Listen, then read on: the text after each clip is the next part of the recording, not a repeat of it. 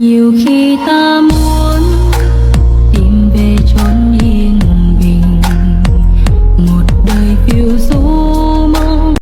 chỉ tu tư lo cầu mỗi ý thế, chỉ tu tư lo cầu mỗi ý thế, cả chuyện chỉ tu ý tao lại có gió khi này bỏ lúa rong cao gió khi hẹn để đi lon chia gió có nhiều bỏ nia ấy có nhiều họ tư từng giây cứ nia tu nhớ trẻ lo tu qua tê.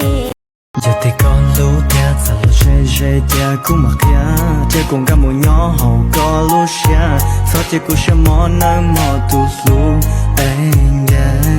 vì thực chỉ tu tư lo cầu mỗi ý thế, chỉ tu tư lo cầu mỗi ý thế, cả chuyện chỉ tu ý bỏ.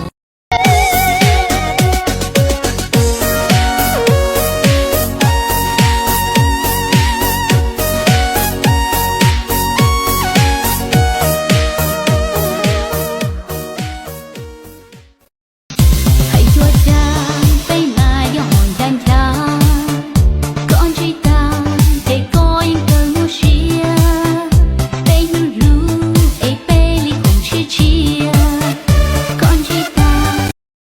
thuyền chia mô cha bò tàu yo cú tiếng lô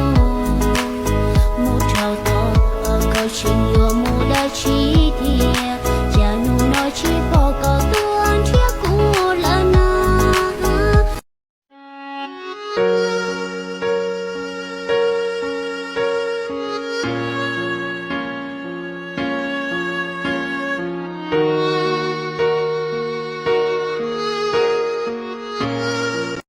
Ô từ rồng xa ya tha có rồng khó tư cha cô yo vư ô lúa cho con na lo đồ lúa xì xèn xì chê mà tàu có lưu để cho rồng đi cứu